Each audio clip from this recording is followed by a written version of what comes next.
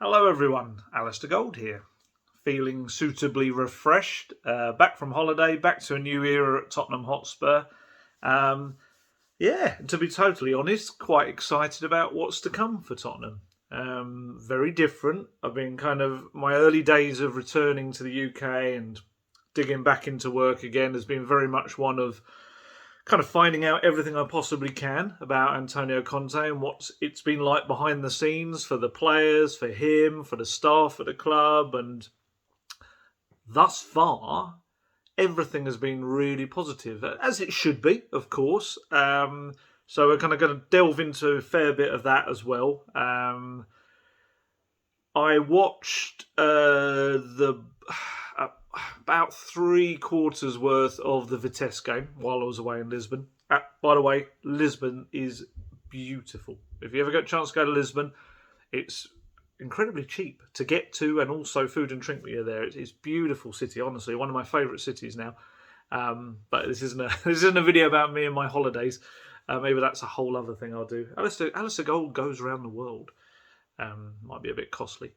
So I watched probably the bulk of the Vitesse game. And then I watched all of the Everton match on Sunday as well. Wasn't there, as I said before, wasn't actually at the game, so I'm not going to go too much into it. And yes, I know people take the mick because when I say that, I end up still going into it in quite a bit of depth.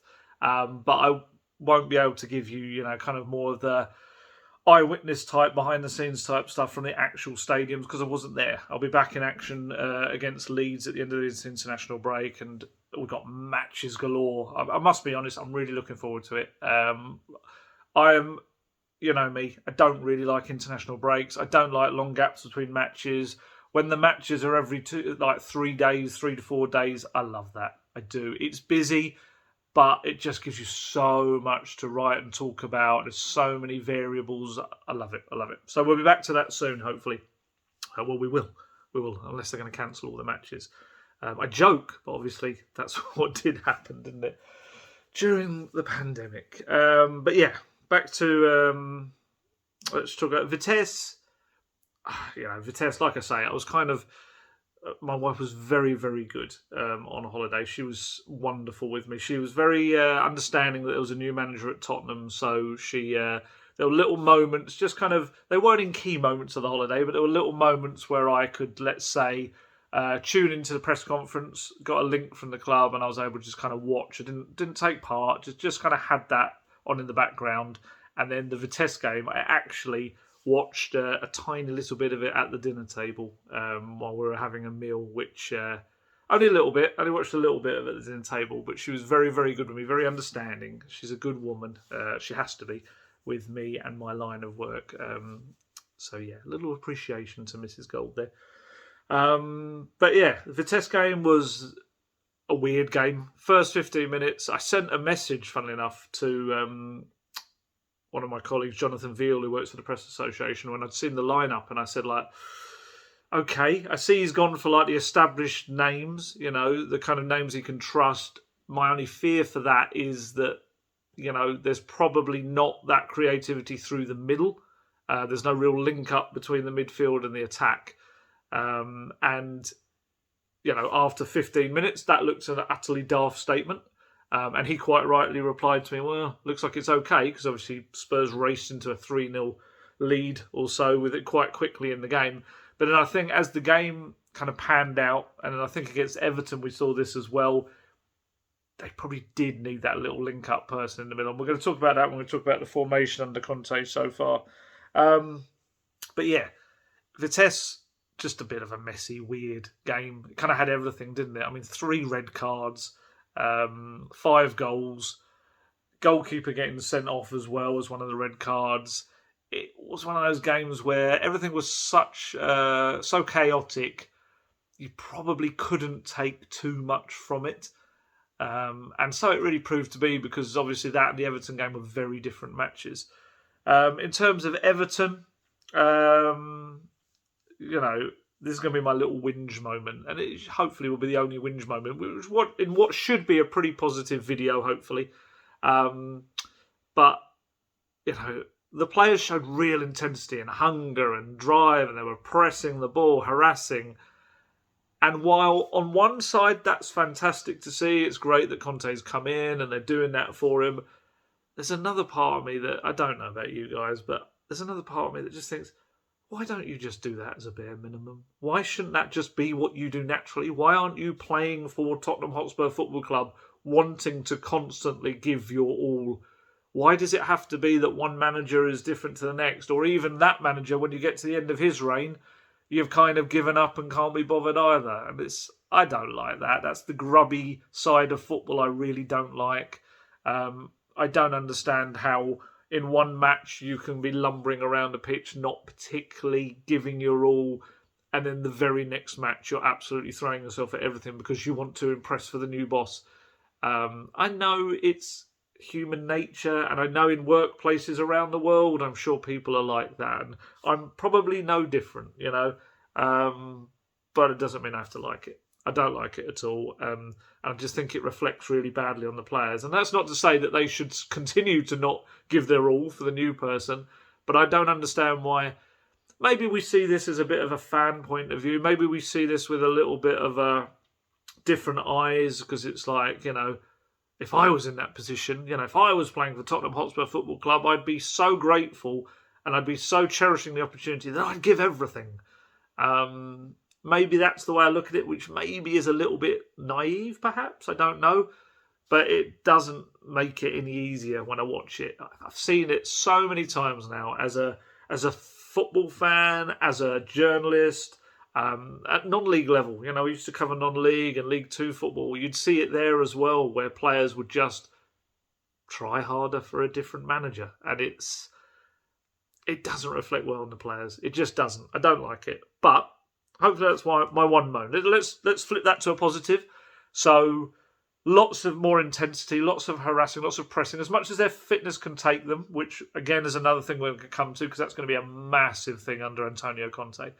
I thought in terms of other positives, I saw little patterns of play emerging. Look, I came back from holiday and I just asked like a silly little question on Twitter. I was just, a jokey thing like, okay, I'm back, what have I missed, kind of thing, or missed anything interesting. And I kind of expected, I don't think maybe didn't expect like everyone to be incredibly still on the high they were when Conte was appointed. But I must admit, I was quite surprised at how kind of low the replies were. The replies were all like, you've missed nothing. Same stuff, different manager. You haven't missed any shots on goal and all that. And I get that. I do understand that. I understand that's really frustrating. But, watching kind of from a different viewpoint than I normally do was watching on the TV and or watching the game anyway. I can't remember how I actually did manage to watch it in the end. But, yeah. I saw positives. I saw better things than I'd seen in the previous match. Not least the energy levels and all of that. But like I say, the little patterns of play and the way Spurs used the ball, there were quite a few times when clearly Conte has said, no, we're not lumping it forward anymore. None of that. Not just booting it forward and hoping someone knocks it on. You're going to play it out of defence. And there were a lot of times when they looked quite comfortable in doing so, passing around Everton, admittedly, in their own half. And that's not the key area right now. Well, it isn't the key area to win matches, but I just thought that, for me, was quite intriguing. The little triangles, little passing patterns that were happening, getting out of trouble in their own final, their third, the Tottenham third. And that, for me, was a big difference. That showed a bit more confidence, possession. I like Spurs as more of a possession team, not one lumping up the pitch and playing percentages. And that I was happy to see. I thought the wing-backs, actually, rather than me waffle on about it, watch Stephen Warnock did a really good, it's on social media, he did a really good analysis of the wing-backs on Sky Sports. And it's worth looking at. He went into depth about how the wing-back formation, they were so high up the pitch, Sergio Reguilon and Emerson Royale, that it actually nullified a lot of what Everton wanted to do. And tactically, Everton couldn't really deal with it. And if on a different day, had Reguilon and Emerson's final ball been better, and the front three been far better. They were pretty much none of them were very good at all on Sunday. If that unit of 5 had been better and their decision making and their final ball had been better, Spurs could have really quite comfortably won that match because Everton didn't really know what to do with it. And, with someone like Rafa Benitez, who's a very, tactically based manager, gets a lot of plaudits for that. I thought that was really interesting. I thought tactically Conte kind of won the game in that. Well, sorry, he won the tactical battle. He didn't win the game, clearly. But yeah, and I just think with more quality, I took positives from that. I did. I thought Reguilon and Emerson both. I thought Emerson did well in a lot of what he did, but still the final third wasn't great for him, and that's something he's got to work on. Reguilon, it was interesting. He did an interview afterwards where he admitted he'd never played as a wing-back, so that's something he's got to learn. And I felt he let himself down with the final third stuff a lot. Obviously, there was that great chance Harry Kane set up for him, which on the slide I think he smashed it over the bar. And there were a few moments. I think his pass percentage, I looked it up when I was writing some stuff on Monday, it was around the 60 mark, 62 perhaps, 62% success rate with his passing, which is pretty poor. I think it was the lowest on the entire team. I think it might have even been the lowest on the pitch. So I think if you get more quality from those positions, then suddenly it becomes a very different looking setup as well. And the likes of Kane, Son, and Lucas, all very all good in the air. They can all win their headers, and you get crosses into the box, and not only that, Warnock was very good at showing that actually the wing-back setup allows the wing-backs to suddenly become goal-scoring people as well. And you obviously, like I say, you had that Reguilon chance where it was crossed in, he was at the back post, and then you had Emerson's header from, I think it was Reguilon's cross, which he headed over.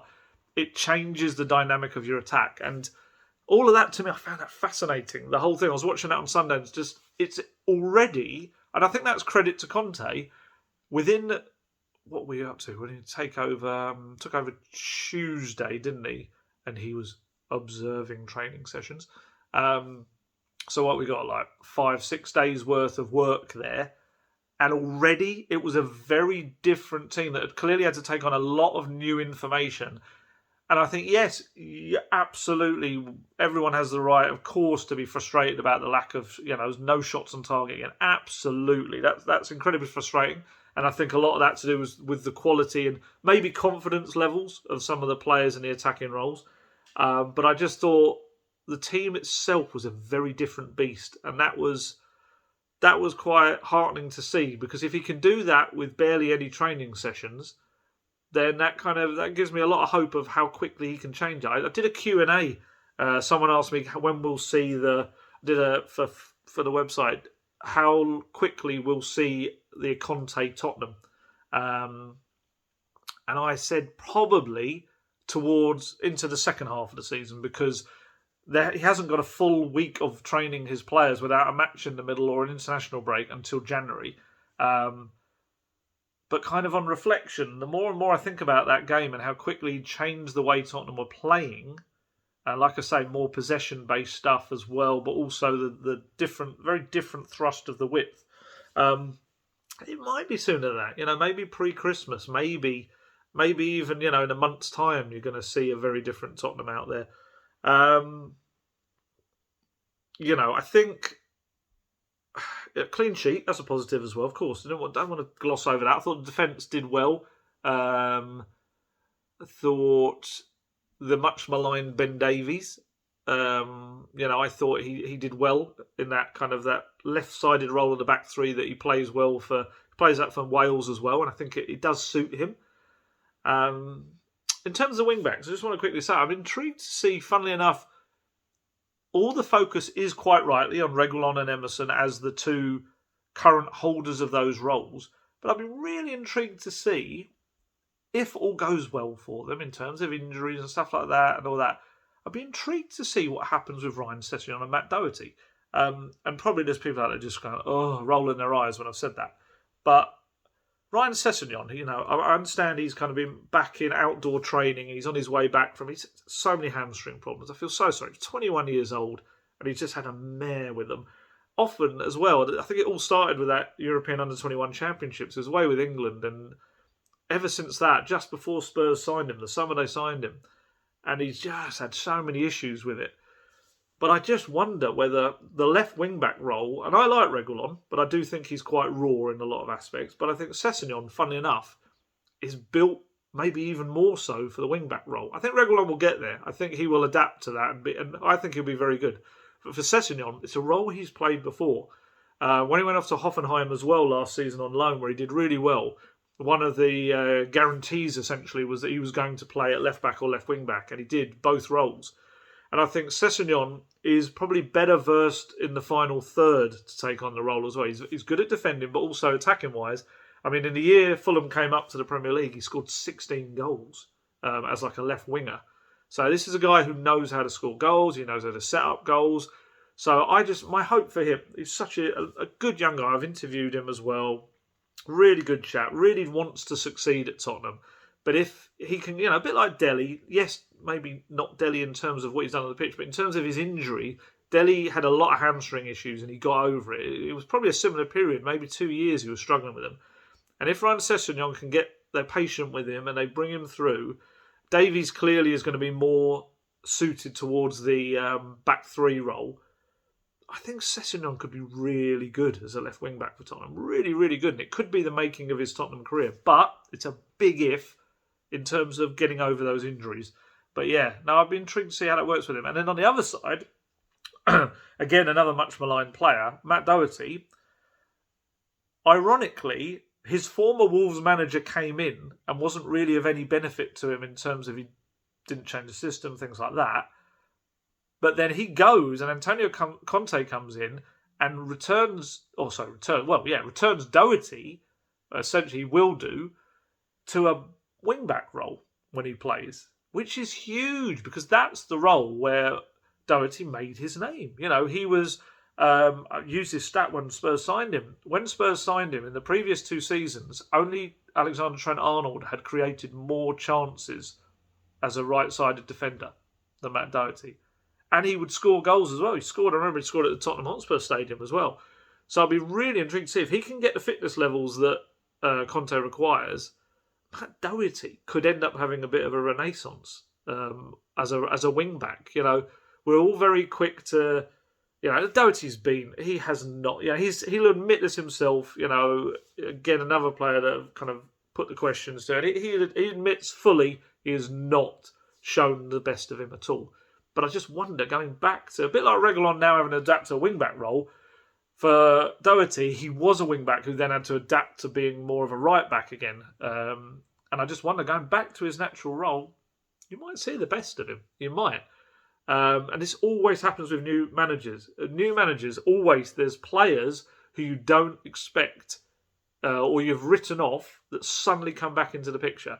And especially with Conte. Conte has a real reputation for taking players that maybe some people will label as average or not the stars of the team, and he will make them into big players for a team. The obvious ones at Chelsea, and they won the title, were obviously Victor Moses, Gary Cahill, players like that who are talented players, but maybe aren't the ones that everyone shouts or crows about, but actually became key players within his title-winning team. So, yeah, don't write off players is what I know that I put that to me as well, because I think there's certain players that are going to come out with this far better than they were before Conte arrived. I was going to talk about the formation.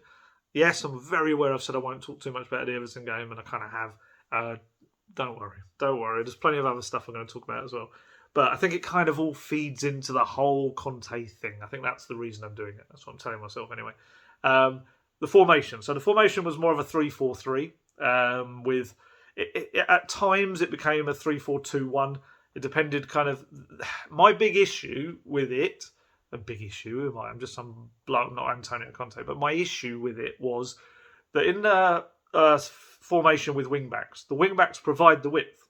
So automatically, you don't require wingers. Because otherwise they're running into each other's pathways. And what it naturally does is it pushes those wingers in field. And that was what we saw. Lucas and Son kind of came into this congested area in the middle, kind of around Kane. And for me, I think part of the problems lay there. Part of the problems lie that they're just three players that aren't really firing completely at the moment. And yeah, it didn't work for me. From my personal point of view, and I think this is where Tottenham will go, I think we'll see it become a 3-4-1-2. I think we'll see a return of Son and Kane together as a strike partnership, which was brilliant under Jose Mourinho. They were, as a strike partnership, they were probably up there with the best around. And this is why, when we talk about the likes of Vlahovic and stuff, and Spurs still looking at him, I don't actually think they can probably better Son and Kane as a partnership. I think it is one of Europe's best strike partnerships. The numbers last year bear that out. And then I think that number 10 role behind them, for now, maybe goes to Tongi on Dembele. It maybe goes to Lo Celso, who I saw getting a lot of hate because he did another one of those rubbish corners that didn't beat the first man. Again, give these players a bit of time. They've got to adjust to the Conte way. They've got to get their fitness up, and I think you'll see different players, all of them. Lucas can play that number 10 role, as can Dele. I personally would prefer a passer, someone that can thread the ball through to the strikers or out to the wing-backs. I think Bryan Hill could potentially play that role. He's kind of played in that more central number 10 role a couple of times already for Tottenham, and I think he's got the creativity, to do it, but obviously he's still very much settling into the Premier League.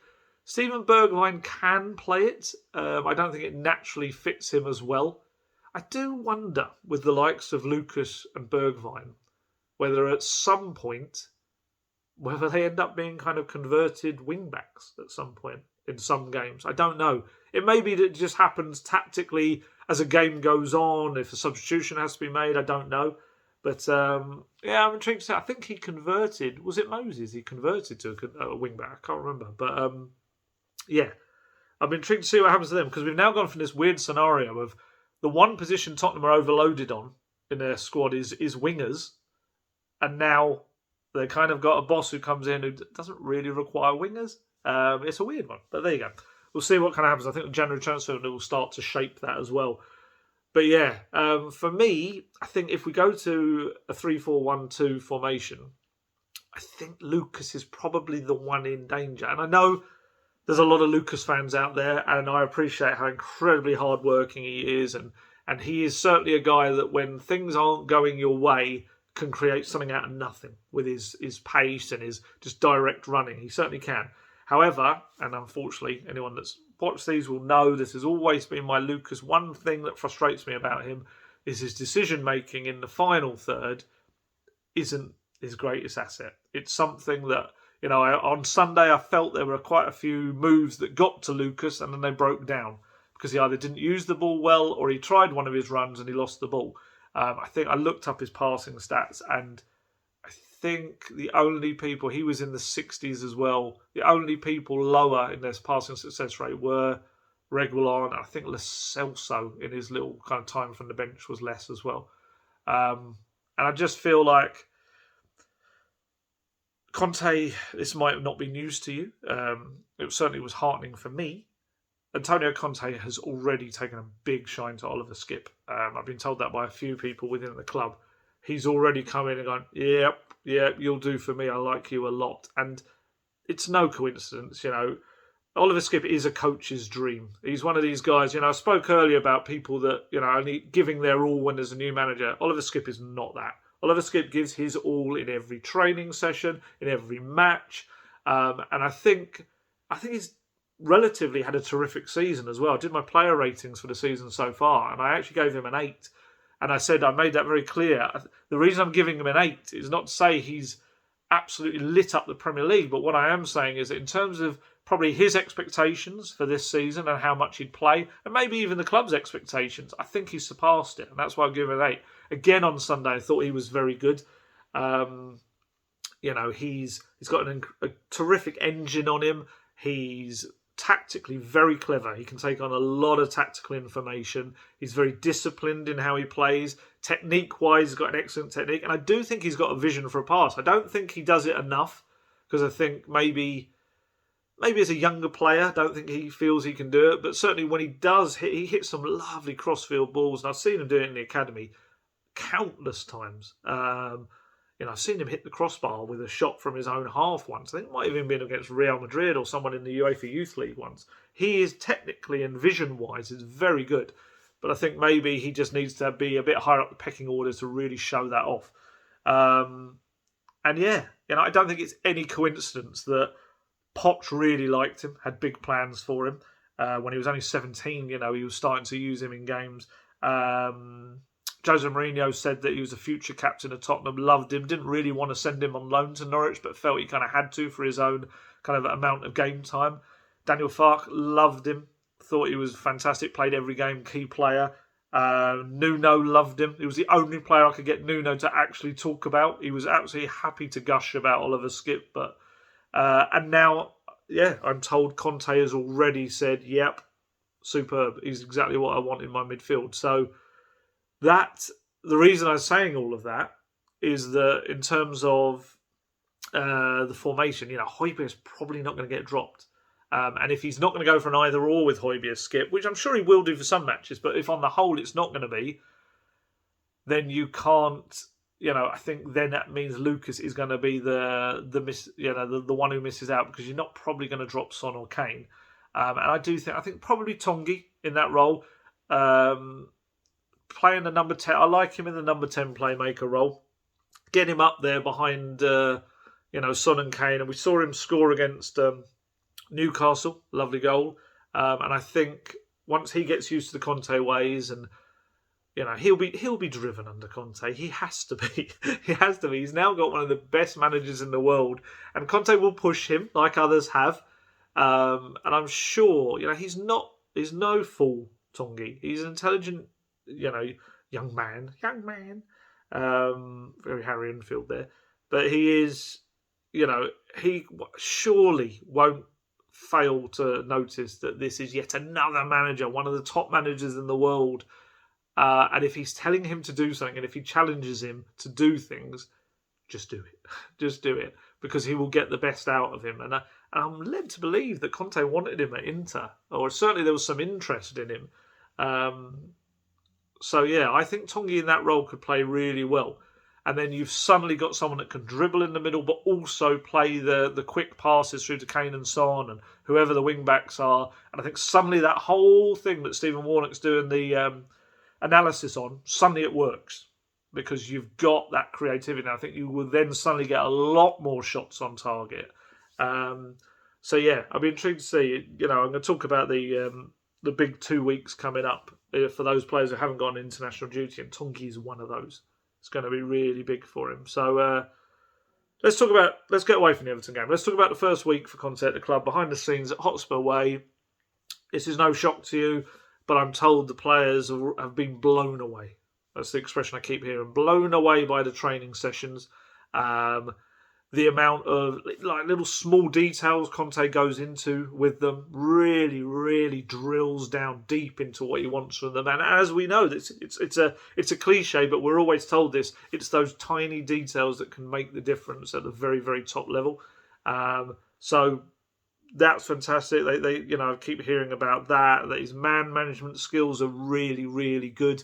That he's got this kind of aura about him where he you respect him, but you've also got that little bit of fear, and you don't want to cross him. And I don't think that's a bad thing at all. I keep getting told he's kind of like a bit of a combo of all the qualities of previous managers that Tottenham have had, but also with a very unique Conte-ness. He is a absolute bundle of energy. He just never stops. He's really like you see him on the touchline. That's kind of what he's like behind the scenes, and he demands that of everyone else. And naturally, that's really raised the club. Everyone inside the club, I'm told, is it's like they've gone from being quite like, oh, this is all a bit rubbish, to suddenly being, whoa, wow, this is exciting. And, Spurs have paid a lot of money for him, but that's exactly why they've paid that money. It is to lift everyone at the club, and it seems to be the way. Look, we're not naive. We know that when players have worked incredibly hard to begin with for a world-class manager, they will be like, oh yeah, this is great, this is exactly what I need.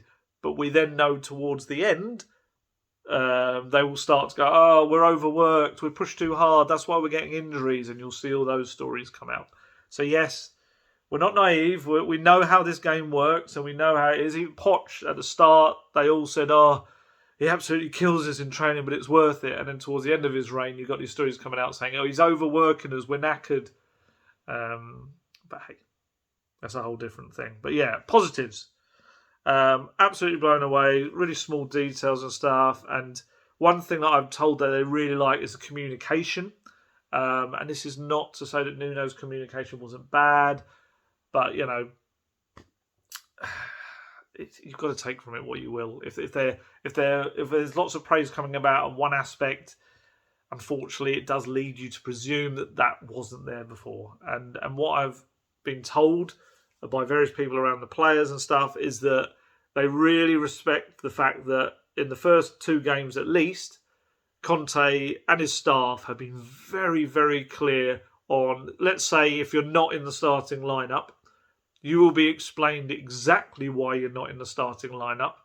Not only that, but you will then get told exactly what the plans are for you for the coming weeks and the long term as well. So not to worry. Don't worry. And this is why. And tactically, you might not agree with it, but this is why for the team it's a good thing. But don't worry, you'll get your chance. And apparently the players have loved that. You know, it's just open communication. That's what it is. They just want to know exactly what the reasoning and thinking is. There's nothing worse as a player. And I've heard this under various managers, under various clubs. Players will just be like, I wasn't picked in the team. Why? I don't know. And that's, you know, it's a simple thing. And it's not really rocket science. And it's not like, you know, probably the one thing that everyone will massively praise Conte before, but it's just a simple thing. And it seems to be impressing the players, you know. They're doing lots of video stuff as well, because obviously right now they haven't had, you know, in his first week, they didn't really have a lot of time between matches. So you can only do what you can amongst the recovery work and all of that. And Sergio Reguilon came out in his interview and said, look, you know, we're doing a lot of video work, we're having to take a lot on. But, you know, I think the modern footballer, that has to be part of their game. It kind of always makes me think of quarterbacks in the NFL. If you're not too aware of NFL, the quarterback is, you know, he's the guy that throws the ball 99% of the time. And he has to learn every single play in the book, hundreds of plays and different routes that people are going to be running that he has to throw to. And often the quarterback is like one of the brightest people in the colleges that they're taken in and all of that. Because they've got to be the best athlete, the cleverest mind, everything like that. And if they can do that in the NFL, you know, there's kind of no reasoning why footballers can't do that as well. And they have to take on a lot of information, a lot of tactical knowledge as well. And that's why when I talk about Oliver Skipp, that's why he's one of those players that coaches love, because he's got that capacity to take a lot of that in. And yeah, so, you know, doing the video work, doing the on-pitch stuff, it's all stuff that keeps their brain going. It engages them, and they know essentially if things don't work, it's because they didn't carry it out. And yeah, so the video work apparently has been really impressive as well. He's working a lot with them. Like I say, I was listening in on the press conferences, and he was about an hour late for the press conference pre-Everton, and he takes a long old time to come out for the post-match press conferences as well. It's interesting, the press conferences, because, you know, I'm yet to put a question to him, which hopefully I will next week when we pre-Leeds, but he does, you know, Nuno would give you maybe 10 words for an answer for certain things if you were lucky. And Antonio Conte seems to be completely the opposite, in that he will give you a lot of words for every answer. It reminds me, back in my non-league days, a manager at a football club called Bishop Stortford FC, who were in the Conference South at the time, and a manager called Rod Stringer, who, after a game, essentially I have to only ask him really one question, and he would then talk for 15 minutes, starting with the answer to that question, and then just saying everything else he wanted to about the match, which created an issue when Stortford got through to the FA Cup first round. They played Northampton in a televised game on ITV, and I think it was Gabriel Clark, had to interview him after the match. He swiftly realised why that doesn't work for TV. But yeah, and Conte just got that thing about him where he just talks. And he will talk about the subject, but he will also talk about other stuff he wanted to talk about as well. And I think we're going to have a scenario where post-match, especially press conferences, you might only get 2 or 3 questions asked. And we will have people moaning at us and saying, why didn't you ask that question? It will be Conte's fault because he likes to talk. And that's not to say it's waffle. I think a lot of it, from what I've heard, is really good stuff. And it's a lot of stuff you can take stuff from.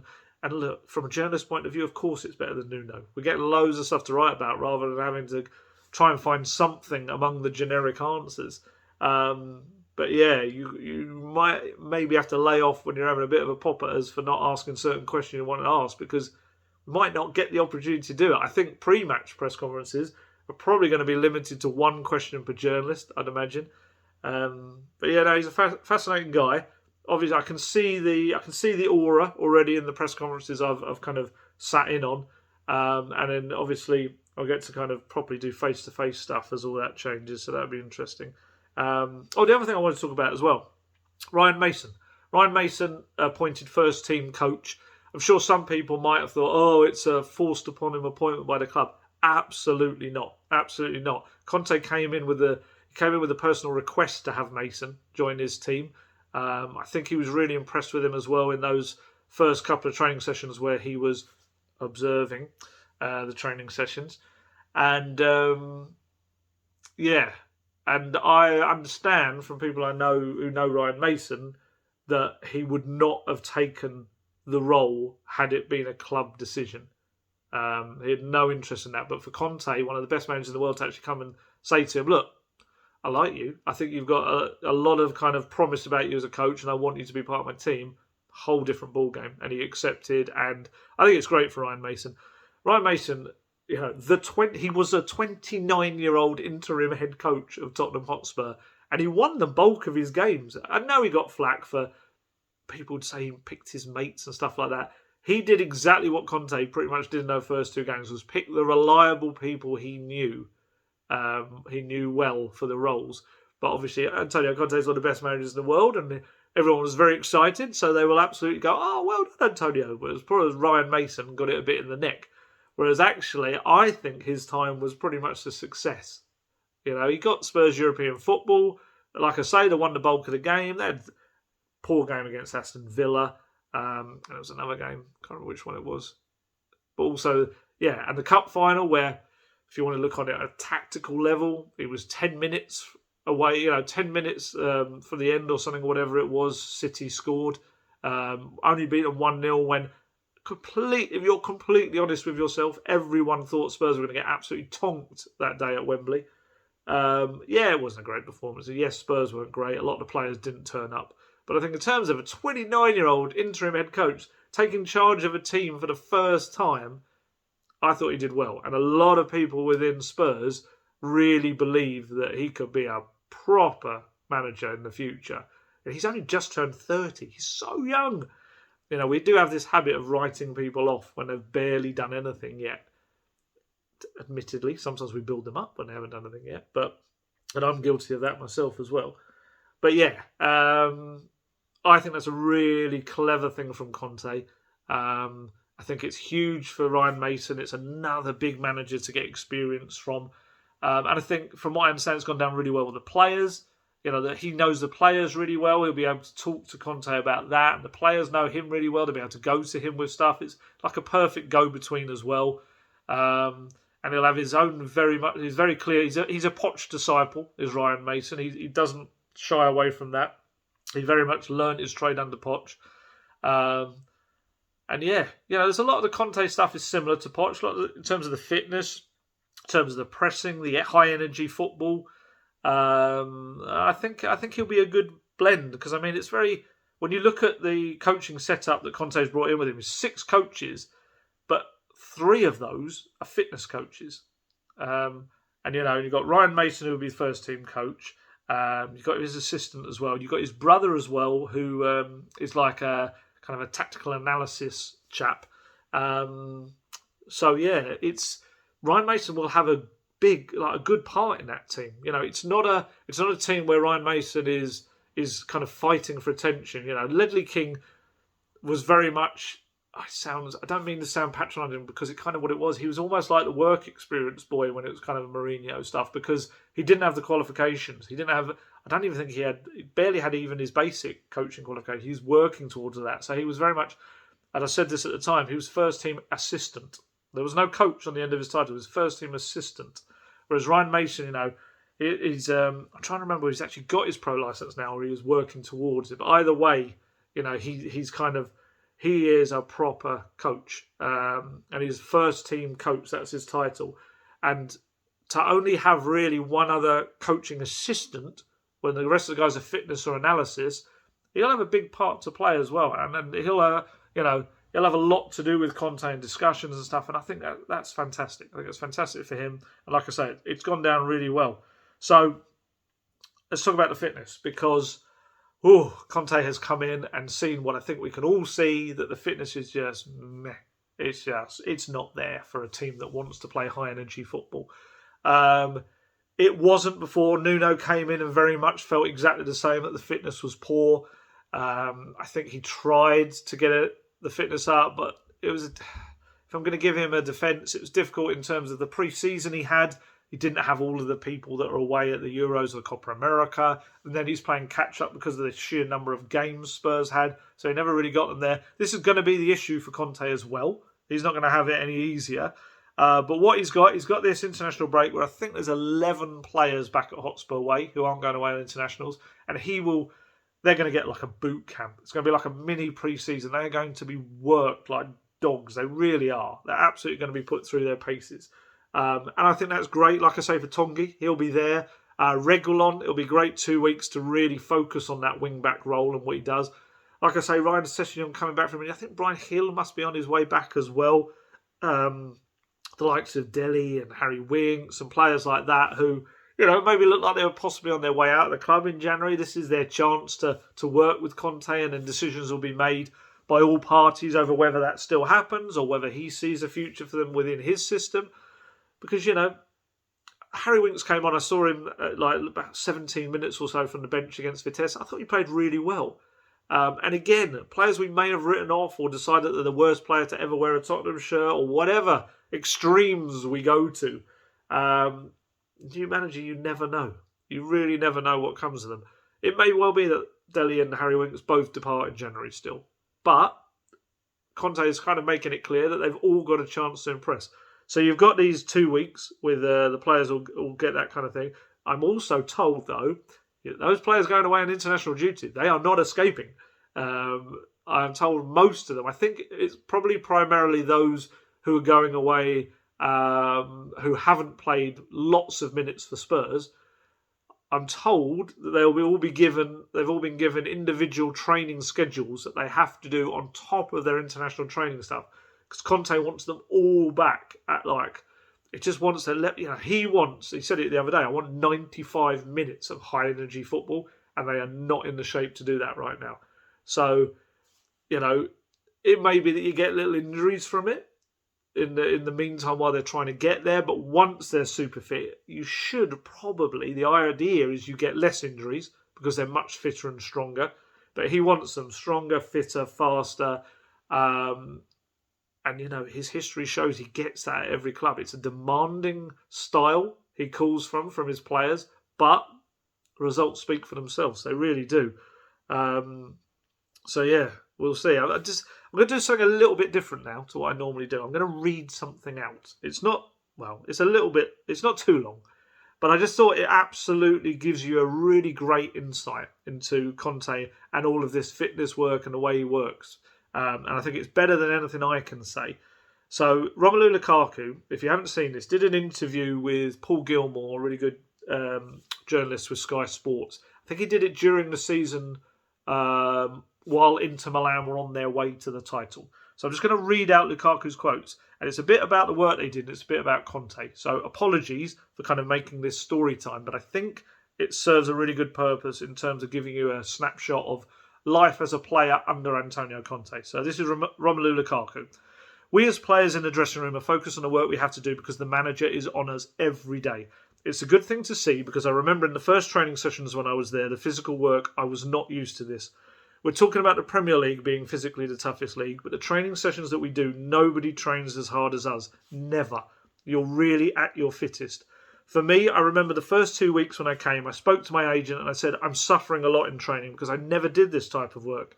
But Conte is always there at the sidelines, encouraging every player to do the work. When I was looking around me, no one was moaning. Everyone was getting on with it. So for me, it was something special because sometimes coaches are on the sidelines making jokes because you can't do it. But he is there on the sideline, making you, wanting you to do more, encouraging you to do more. It can be as hard as you imagine, but no player will give up because he will give you that energy to keep going. That shows in the intensity on the pitch. We are the team that runs the most. We create a lot of chances, and we have a great defence because we don't give up until the end. It's great to see, and for me, it was like finally my full potential can come out. So apologies for going into story time mode there, but I think that gives you a great insight, far better than I can, a really great insight into what Conte does. He will flog you to death, essentially. I think Reguilon in his interview the other day spoke about Hakimi at PSG now, who worked with him at Inter as well. And Hakimi said the same thing. He will make you feel dead after training sessions. But when it comes to the matches, you'll understand absolutely why. He will have improved you. You'll be better for everything he does. And that's what's really exciting about Conte. You know, I've spoken before about my reservations about what maybe happens in 18 months, 2 years' time. But that's more to do with Tottenham and Conte and how the relationship works and how long it lasts for and whether his demands are met and whether the project he's sold is the one he ends up getting. But I think for now, I can absolutely put that to one side and focus on what Conte brings as a world-class coach. And this that I've just been reading out, that's what really excites me. I'm really excited. I've said this a million times that my favourite version of Tottenham is the high-energy, pressing, aggressive, snapping and snarling Tottenham. They're in the opposition's face all the time and they're constantly creating because they're so energetic. And, you know, in peak Poch, we saw in the final minutes of the game, Spurs still had that energy to create and score fantastic goals and just win matches in those last moments. You know, never more so notable than obviously that wonderful night in Amsterdam. So if Conte can restore that, I'm 100% all for that. Very excited about that. And I'm really excited to see how the players react. There's been a lot of enthusiasm. You know, I don't know if I mentioned this in my video last week. I understand Harry Kane.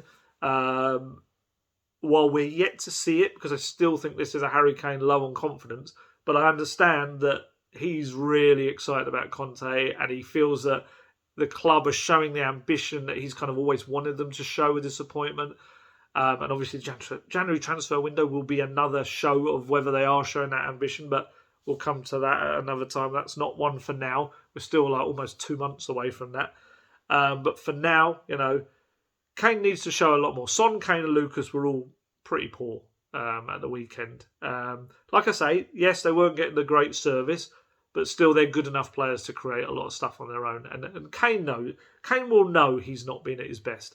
I was doing my player ratings, like I said, yesterday, and it was really weird because Harry Kane's still Tottenham's top scorer this season. He's got 7 goals, 2 assists, which is odd. It was like I had some guy on Twitter going, if you don't give him a 0, then you're an idiot kind of thing.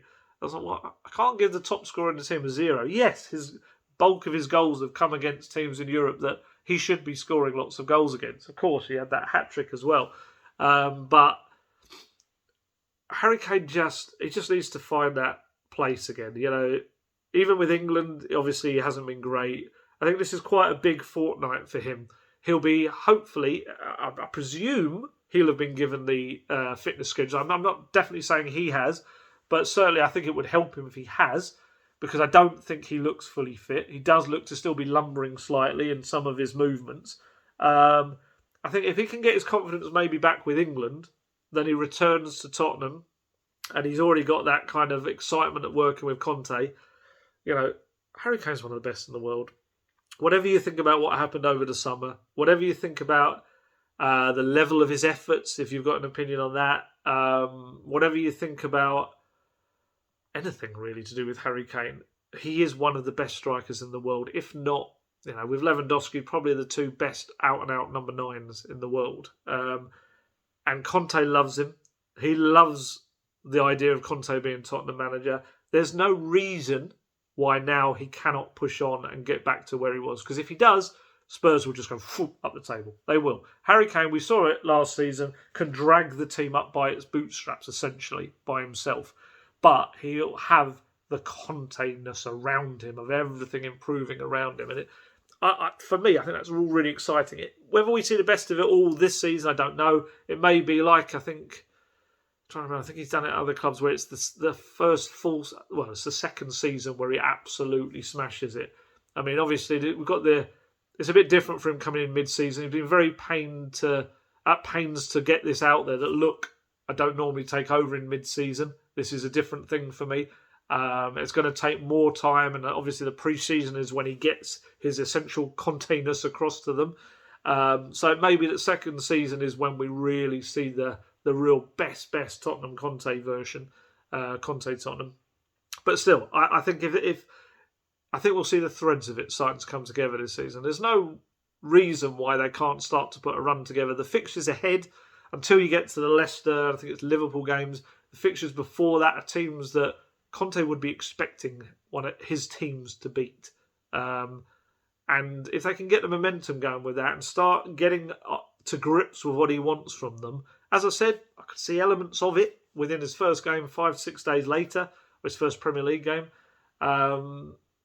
I don't see any reason why they can't start putting things together. And people absolutely be understandably saying right now, have you watched the matches? Have you seen them? Have you seen how little we've created? But I saw the green shoots. I could see them. I could see the threads of how it's going to work. And I just think maybe just the players, there's a couple of players. This starting 11 that we've seen in the last two games will not be the starting 11 you'll see in a month's time. There will be 2 or 3 at least different faces in that team. It will be different. And then after January, I think you'll probably see it change a little bit more because Spurs can't afford to do what they normally do. January's transfer window is a mare. It's a nightmare window. Whatever, I know there's that famous out of kind of context clip that's been used of Steve Hitchin, wasn't it, in the Amazon thing, where it's just like it was taken as I hate transfer. It wasn't. What he was saying in that documentary, and it is absolutely true, is that January transfer window is one of the toughest windows to operate in because most clubs don't want to lose their players in January, so they put up the price. And if there's one club that they know wants someone in a certain position, they see them coming a mile away and the prices go up. And not even that, sometimes just the price cannot be enough because they don't, let's say they're a struggling team. You don't want to lose, let's say, a striker who's scoring you goals because you could get relegated. There's too much on the line for January. But Spurs have to operate this January window. They have to bring in some players in certain positions. They have to mould the squad to what Conte requires, and whether that is removing a couple of wingers and replacing them with maybe another central playmaker, bringing in another striker, bringing in maybe another centre-back. It's got to be done. There's got to be. And this is where Fabio Paratici will have to come into his own. He's got a lot of praise from around football for his contacts and the way he operates and things like that. January is going to be a big one for him. It's still going to be tough, but they've got to have to get some deals done. Just before I kind of head off, I wanted to very quickly give you a little loan roundup because it's something I haven't done before, and I've had some people in the comments saying, how's blah blah doing? How's this person doing? And just very, very quickly, because I did a loan roundup last night, I do them kind of in my work every week, so there's no reason why I can't quickly let you guys know what's happening. So there's not many players out on loan right now. Probably the big star name this week, many of you might not be aware of, I don't know, is Keon Etete. Keon Etete is a 19-year-old striker, big lad, about 6'3", 6'4", he's a big unit. He's at Northampton Town, and he's been slowly getting more and more minutes there. I think it's League 2.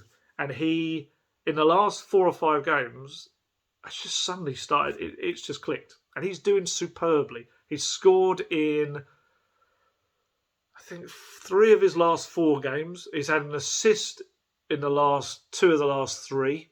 He's doing really well. Really, really well. So that's fantastic for him. He's, who knows, could be one for the future. Spurs brought him in as a kid. I'm trying to remember where he came from now. He played a couple of games as like a 17-year-old. My mind's gone. But anyway, Keon Etete, just keep an eye on him. Honestly, doing really, really well. Got incredible confidence. Scored in the FA Cup the other day against Cambridge as well. Pape Matar Sarr, the big summer signing who will be heading next summer to Tottenham, plays at Metz. He's not having quite as good a time at the moment. Metz are really struggling. They're bottom of Ligue 1 in France. Ligue 1 in France. And that was terrible pronunciation. And he has been starting almost every game for them pretty much in a variety of positions. He's been playing defensive midfield. He's been playing more attacking midfield. He's playing on the left wing. He's dotted all over the place. But the last 3 games, he's been coming off the bench instead. Senegalese international. I haven't looked to see whether he's got called up by Senegal. I presume he has. He's only 19. But yeah, it'd be interesting to see kind of how that... Because if he continues to maybe be coming off the bench, I do wonder whether Spurs might say, well, we want him playing every week. Or whether they just decide, as a very young guy, he probably just needs to continue to kind of almost like grow up over there. And that's not patronising. It is because he is a very young man and probably has to learn English and all that sort of stuff to prepare him for his move next summer. So, yeah, keep an eye on Pape Matar Sarr, what's happening there. But, yeah, last 3 games coming from the bench. I think they got a good 0-0 draw against Marseille on Sunday. Marseille, I think they're 4th, Marseille. So that's a really good result for Metz. Who else? Troy Parrott's getting game time. His stats are not too bad. I think he's had something like maybe 12, 13, 14 appearances. I think he's got something like 4 goals and 2 or 3 assists. He's doing good. This is better. This has been a better loan for him. League 1 with MK Dons, and he's away with the Republic of Ireland where he's developing as well. So keep an eye on what he's up to as well. Other players getting minutes. Janelle Bennett's getting minutes as well. He's at Crew Alexandra. Jamie Bowden's at Oldham Athletic. He's playing pretty much starting every game now. So that's 2 young players who I like both of them a lot, actually. They're both good players. Janelle Bennett, more of an attacking winger, can play up front. Jamie Bowden, more of a kind of a holding midfielder, is good player. And Alfie Whiteman's at, I think it's Degerfors in Sweden. He's playing every game for them as well. So the loans, on the whole, are working pretty well this season. And obviously, shouldn't forget Cameron Carter-Vickers at Celtic. He's smashing it. He's playing every game. Celtic fans, I think, are very happy with him. I think he scored a couple of goals as well. So I presume that will end in a permanent move for Cameron Carter-Vickers at the end of it all. So, no, fair play to him. So, yeah, I think we've covered a lot there. Apologies a bit longer than normal, but I wanted to fit everything possible that I could in. We will finally do the Q&A next week. Apologies, the last one, I was obviously going to do it, and then I got COVID, and I felt pretty rough, so I couldn't do the last one. So what I'd say, in the comments, get all of your questions in, and then in the middle of next week, I'll try to do that, and I'll get through as many as I can. Like I say, ask questions about Spurs. You can ask questions about what I do for a living. I know sometimes people quite enjoy asking about the nuts and bolts of how it works being a football reporter. So by all means, please do that. And I think there was some in the last lot that I couldn't do. So please do re-ask it if you asked one of those. And yeah, anything about Spurs, and I'll try to get through as many as I can. So, right, I think we've covered everything. Apologies if there's anything I haven't covered, but I wanted to make this one returning from holiday. I want it to be a big one with everything I possibly can, and hopefully an optimistic one. I'm really excited about it. I'm really looking forward to what the Conte era is going to bring us. Yeah, we'll see. So, as always, stay healthy, stay safe, look after yourselves. I shall catch you later. Goodbye.